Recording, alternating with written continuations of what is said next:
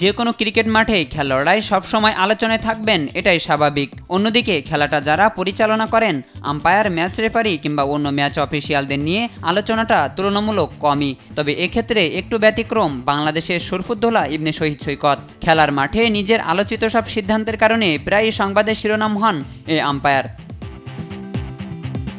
2024 সালের মার্চে প্রথম বাংলাদেশি আম্পায়ার হিসাবে আইসিসির এলিট প্যানেলে জায়গা করে নেন সৈকত।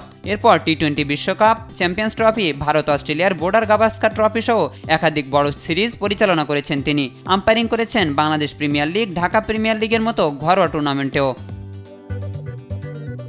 তবে সবকিছুকে ছাপিয়ে সৈকত আলোচনায় তার সূক্ষ্ম সিদ্ধান্তের কারণে। বর্তমানের আধুনিক প্রযুক্তিকে তোয়াক্কা না করে তিনি যে সাহসী সিদ্ধান্ত দেন তা সত্যিই অবিশ্বাস্য। এই কথায় সাক্ষ্য দিচ্ছে তার উজ্জ্বল পরিসংখ্যানও। এলিট প্যানেলে অন্তর্ভুক্ত হওয়ার পর আম্পায়ার সৈকতের 41টি সিদ্ধান্তকে খেলোয়াড়রা চ্যালেঞ্জ করেছেন। এর মধ্যে সফল হয়েছে মাত্র 10টি, আর বাকি 31টি ডিসিশন গেছে সৈকতের পক্ষেই।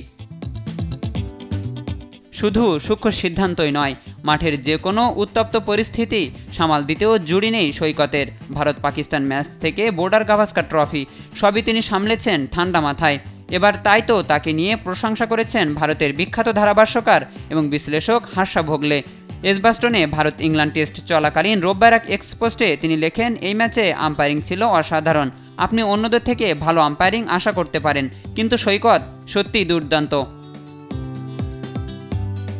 এজবাস্টন টেস্টেও সৈকতের সিদ্ধান্ত নিয়ে হয়েছে সমালোচনা, কিন্তু পরিস্থিতি যেমনই হোক না কেন দিন শেষে নিজের আদর্শ আর মানদণ্ডের সঙ্গে কখনোই আপোষ করেন না তিনি।